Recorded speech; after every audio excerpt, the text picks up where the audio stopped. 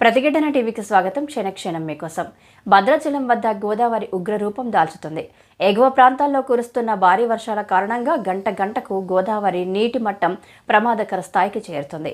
నది పరివాహక ప్రాంతాలైన మహారాష్ట్ర, ఛత్తీస్గఢ్, ఒడిశాలతో పాటు ఇతర రాష్ట్రాల్లో విస్తారంగా వర్షాలు కురుస్తున్నాయి. ప్రాణహిత, ఇంద్రావతి, తాలిపేరు, కిన్నెరసాని, శబరి, కడెం ఉపనదులు పరవళ్లు తొక్కుతున్నాయి. ఆదివారం సాయంత్రం వరకు భద్రాచలం వద్ద గోదావరి నీటి మట్టం 43 అడుగుల వద్దకు చేరుకోగా ఈ రోజు ఉదయం 7 గంటల సమయానికి గోదావరి నీటి మట్టం 46.4 అడుగులకు చేరింది.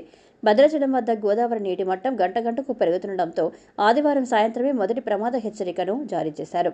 ఆదివారం రాత్రి 11 గంటలకు గోదావరి నీటి మట్టం 44.8 అడుగులకు చేరింది.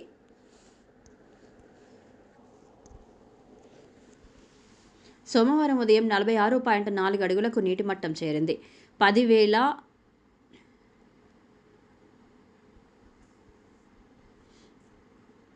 ఈ మేరకు భద్రాచలం వద్ద గోదావరి ముంపు ప్రాంతాల ప్రజలను సురక్షిత ప్రాంతాలకు తరలించేలా ఏర్పాట్లు చేస్తున్నారు అధికారులు.